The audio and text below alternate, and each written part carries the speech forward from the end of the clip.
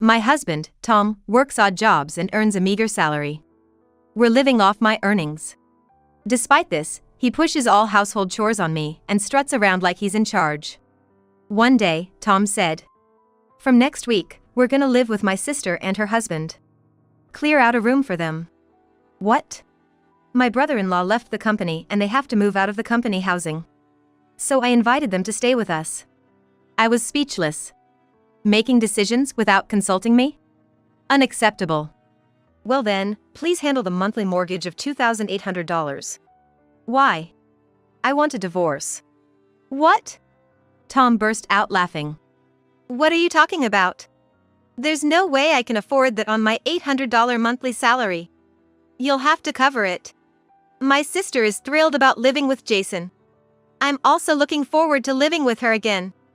I felt a surge of intense anger at Tom for making decisions on his own. If you're so fond of your sister, you should just live with her alone. But I'm definitely not on board. Just you wait, I won't let you have your way anymore. My name is Lucy, 45 years old.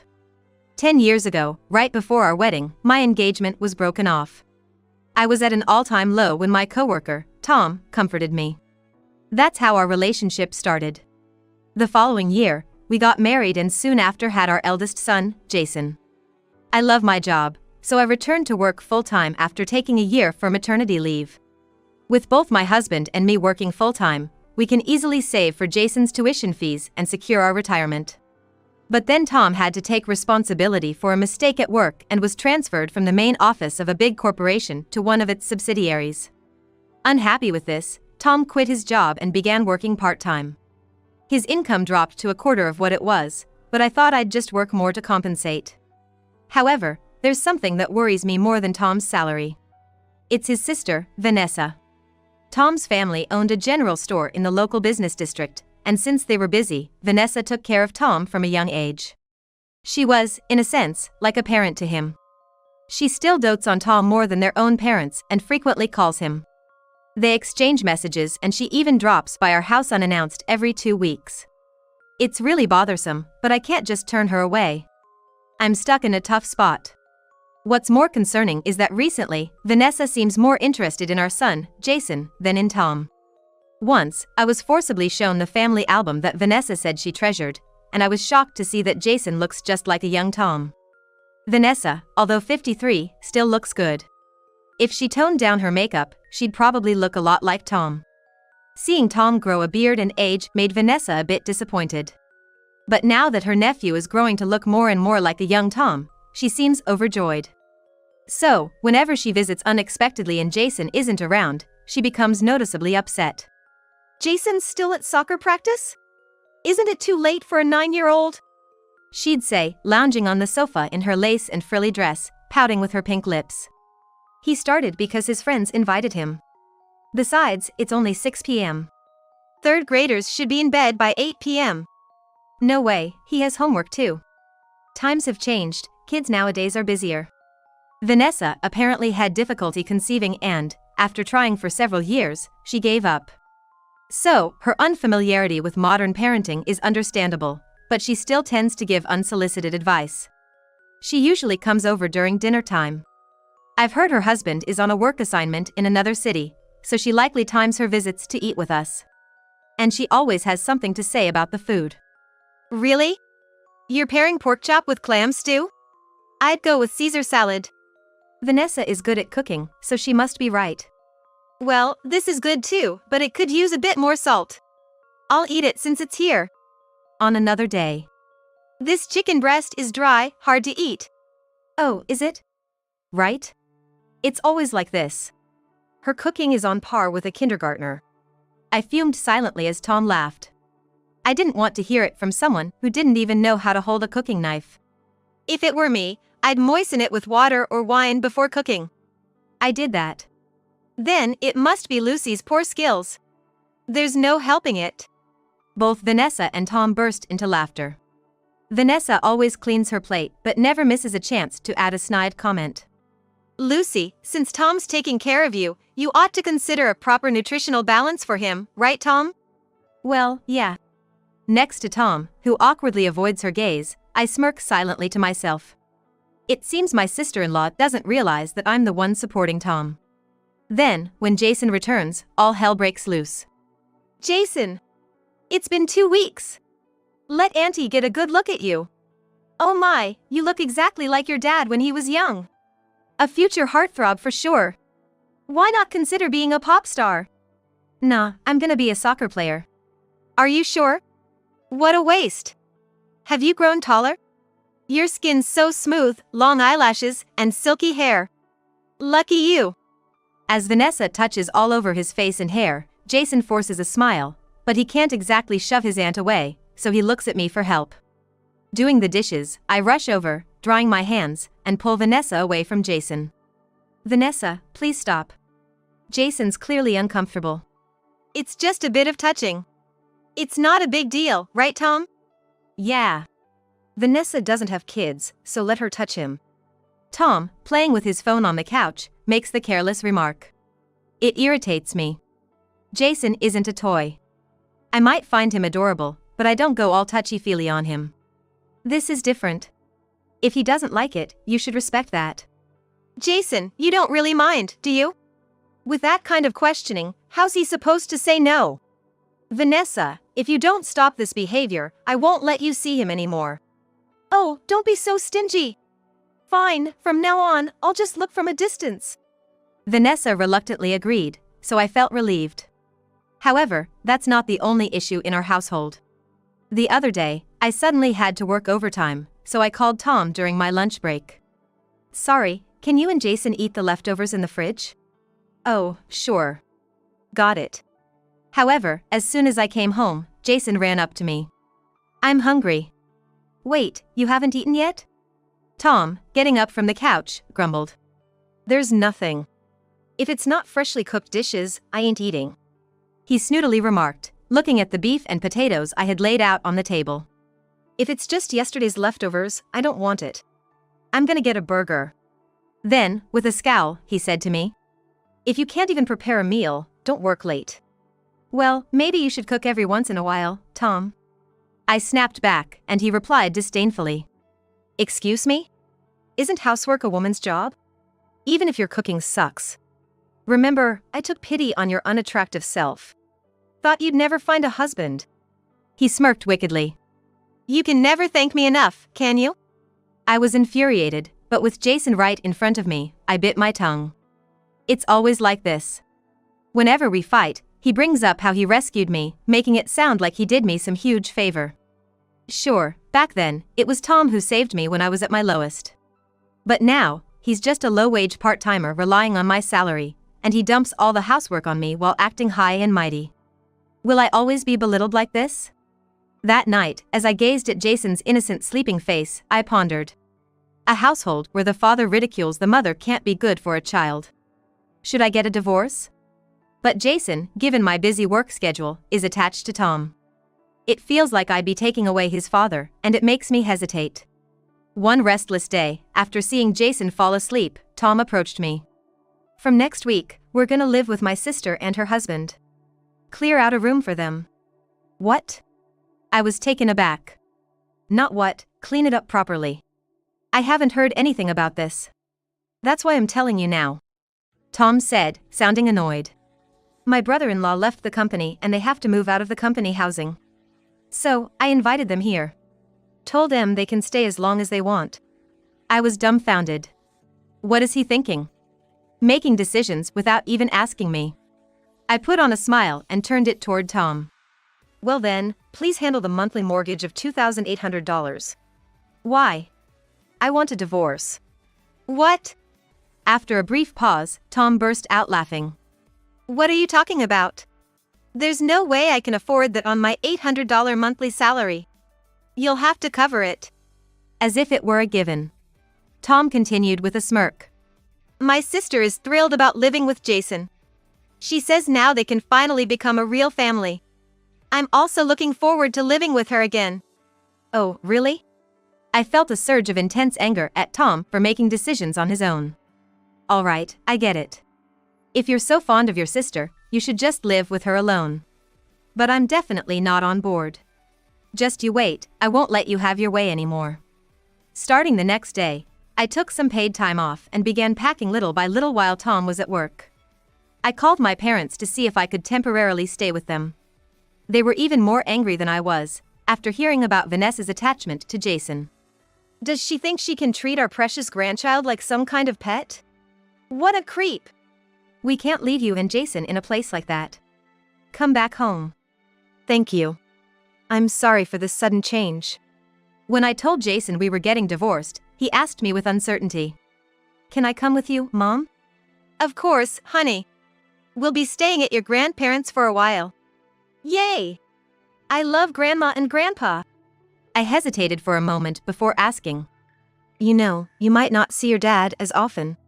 Is that okay? It's fine. Dad hardly ever plays with me. He just gives short answers to my stories about school, so it's boring. Oh, really? Jason made a face, clearly annoyed. Even when he took me to the park when I was little, he'd just sit on the bench and play on his phone. I wanted to play catch, but he'd always say he's too busy and that I should play by myself. I was always jealous of the other kids with their dads. I had no idea. Tom, who always left the household chores to me, would still take a young Jason to the park on his days off. During that time, I was able to do household chores and shopping, which was a huge help. Since Tom always brought toys to play with outside, I assumed they were having fun time together as guys. If Tom wasn't even fulfilling his duties as a father, there was no reason for us to stay together.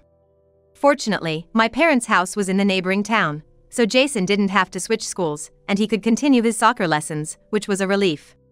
Once I moved back to my parents, I transferred the house's ownership to Tom, changed my address, and started to file for divorce. It's not just about separating, but we also need to split our shared property in half. We need to figure out the worth of our marital property and then split them. We also need to discuss and decide on how much child support for Jason. A friend of my father's mentioned he knew an attorney who's good with divorces, so I've scheduled a meeting to consult with this person over the weekend. One day, after some time had passed since I moved out, I checked my cell phone on my way home from work and my eyes widened. In just 3 hours, an insane number of calls and messages had come in. The voicemail had Tom's desperate voice on it. Lucy. I got a bill for the house mortgage asking for $2,800. Didn't I say I can't pay? I sighed and drove back home. Though he sounded so close to tears over the phone, when we met face to face, Tom was as arrogant as ever. Hey, why am I getting the mortgage bill? This house is under your name, ain't it? He raised his voice without even waiting for me to sit on the couch. Yes, it's under my name. But you decided on your own to let your sister and her husband live here, remember? Of course, it's my house too. What's wrong with living with family? We should help each other out when in need, right? Then, starting next week, I'll invite my parents over. They're getting old, and I'm worried. That's fine, right? Tom's eyes widened. What are you talking about? No way am I gonna approve of living with your folks. See, Tom? You react just the same way I do. At my remark, Tom's face turned sour, as if he'd bitten into a lemon. But wanting a divorce over something like this is just selfish. We have a young kid, Jason. You're gonna take his dad away from him? I've put up with a lot until now, and I've thought about Jason too. But I just can't stand your arrogance anymore. I said in a restrained tone. Anyway, I've moved out. It's only natural to transfer the house to your name, isn't it? You left without my permission, and you think that's okay? I'm willing to let it slide for now, but hurry up and bring Jason back. Without your permission? It's laughable coming from his mouth. Then, as I fell silent, Tom said in a lowered tone. You're not getting something, are you? What? No one told you to leave. Suddenly his tone was gentle, and he put on a fawning smile. Vanessa told me she had no intention of kicking you out. So, come back, do the chores as you've always done, and contribute to the household. Just because there are 2 more of us now doesn't mean things have to change. We have spare rooms after all. I agree about the spare rooms. Right? We need to make use of them. But a $2,800 mortgage is just too much. Tom shrugged, looking exasperated. I replied, half in disbelief. You're the one who took out such a high mortgage, Tom. What? My fault? I said I'd be fine with any prefab house if it had a yard. You were the one who listened to the sales staff and opted for all those luxuries. Tom frowned, and I retorted sharply.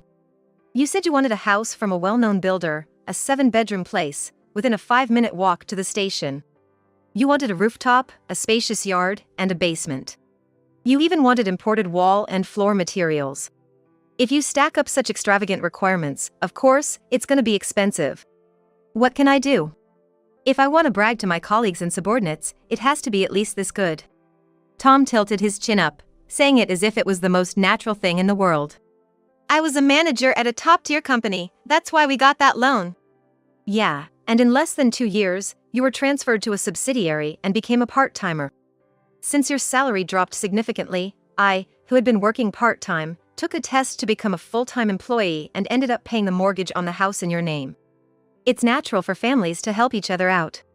Tom said arrogantly, without showing a shred of gratitude towards me. That's why it's only natural to let Vanessa and her husband live in our house. And yet you refuse. You really are cold-hearted. I was ticked off and raised my voice. So, when is my brother-in-law gonna find a new job? Vanessa is gonna work too, right? How would I know that? They can just stay with us. Tom casually responded. Of course, you'll be covering all their living expenses. You should be able to manage that, being a housewife. Just think of it as repaying the favor Vanessa has done for you all these years. Feeling dizzy, I pressed my forehead and closed my eyes. You might feel grateful to her, but all I get from her are sarcastic comments. After all she's done for Jason, that's just not right. Tom smirked condescendingly. When you're away for work, Vanessa comes over so Jason won't feel lonely. Hey, how about we let her adopt Jason? That way, we can all be a real family. I was in disbelief. Are you out of your mind? It's a good idea. You can be mom and Vanessa can be mama. Even if she adopts him, if we live in this house, nothing will change. Jason will be thrilled to have a beautiful mama. He'll definitely brag to his friends. With a smug grin, Tom quickly stood up and commanded loudly. So, bring Jason back quickly. If you want a divorce, hand Jason over to me. At the very least, every month, you'll transfer child support, the house mortgage, and our living expenses to my bank account. You think I'm gonna agree to that? If you don't, I won't agree with getting divorced. With Tom's definitive statement, I chuckled. Fine. Realizing that further discussion was pointless, I swiftly left the house. I had plans of my own. A few days later, as I prepared dinner in my parents' kitchen, my cell phone rang. Answering it, I heard Tom yelling with a tearful voice. You went to Vanessa and ratted me out? She called me a liar. What the hell did you do? Since she seemed unaware of the facts, I enlightened her. I calmly stated. Tom left the big company long ago and now he's a part-timer. We've been living off my salary. I've been paying the mortgage on our lovely house from my earnings for over 5 years. Since she didn't trust me, I let her listen to the conversation I had recorded from yesterday. She was pretty shocked. You sneaky little! You're just jealous of how close Vanessa and I are. What? Are you nuts? I shouted without thinking. If you love Vanessa so much, why don't you work and support her? I hung up angrily and immediately blocked Tom's number. When I reported Tom's behavior to my attorney, I was advised. It might be best to go for a divorce mediation. I wonder if Tom even has the money for that. While pondering this during my lunch break at work, I received a call from the school Jason attends. Fearing he might be sick, I answered. I apologize for calling during your work hours. Are you familiar with a woman named Vanessa Jones? I was taken aback by the sudden question. Yes, she's my husband's sister. Oh, I see. Is something wrong with my sister-in-law? The homeroom teacher seemed hesitant. Well, she was arrested on school grounds just a while ago. What? I nearly knocked over my coffee. The homeroom teacher proceeded to explain. She climbed over the gate, entered the school, and approached Jason while he was switching classes. She persistently talked to him and held his hand, so a friend of his reported to me, saying some unknown lady was clinging to Jason. Oh my! Although she insisted she was his aunt, Jason responded, I don't know her. So, we called the police. I imagined Vanessa's bewildered face. She kept complaining, Jason's mother won't let me see him, and every time I visit her family home, they send me away. It's not my fault, it's his mother's for monopolizing him. After being questioned at the police station, she was sent home. I recalled my dad telling me that Vanessa had come to the house multiple times, trying to catch Jason when he got home, but he had chased her away. I'm really sorry for the trouble. I apologized over the phone. Was Jason too upset? More like angry. He said she's creepy and that he doesn't want to see her anymore. I see. Once home, I would reassure Jason. Promise him he'd never have to see Vanessa again. I hung up the phone, sipped my coffee, and felt a weight off my chest. Vanessa must have been devastated to be treated as a stranger by Jason. Serves her right, I thought, smirking to myself. Tom was initially very resistant to the divorce, but my attorney persuaded him, saying a divorce mediation would be expensive. So he reluctantly agreed. He even consented to the child support amount I proposed. Now, the value of our jointly owned house needs to be determined, and after deducting the remaining mortgage, Tom and I need to split the money. When Tom got a price quote from a realtor and told Vanessa they were selling the house, Vanessa was furious. You'll take care of our living expenses, and I'll be able to spend more time with Jason. This isn't what we discussed. You want us to rent an apartment? We don't have that kind of money. I'm broke too. Sorry, but find a way to move. You said you were a manager at a top-tier company and told me to trust you, but turns out you're just a part-timer. You really let me down, Tom. It's really your husband's fault, using company money for personal stuff. Clean up your own mess. What did you say? After a massive argument, Tom and Vanessa and her husband moved into separate apartments. Tom sold the house and paid off my mortgage debt, but he still has to give me monthly child support. So he took on 5 part-time jobs, working from dawn till dusk, sweating it out just to make ends meet and provide that child support. If he couldn't transfer the child support to my account, I'd have his wages garnished, so I guess Tom is really doing his best. Vanessa and her husband, who borrowed money for moving and initial living expenses, also found jobs and started working. But at Vanessa's workplace, there's Jason's classmate's mother, and word quickly spread about Vanessa sneaking into the school. Vanessa, embarrassed, quickly quit her job and mostly stays at home now. A neighbor recently saw her and remarked that she looked haggard and older than her age. Once the divorce procedure was settled, I moved with Jason to a condo near my parents. In case of sudden late work shifts or weekend duties, my parents help take care of Jason. Jason's always been close to my parents, and as they adore him too, I can trust leaving him with them. I feel so refreshed without having to constantly worry about Vanessa's unexpected visits or seeing Tom lounging on the couch while I'm swamped with housework. I'm open to letting Jason see Tom if he wants to, but Jason seems to have had enough of his dad. Not sure when that might change. In the absence of his father, I, along with my parents, intend to raise Jason with all the love and watch him grow.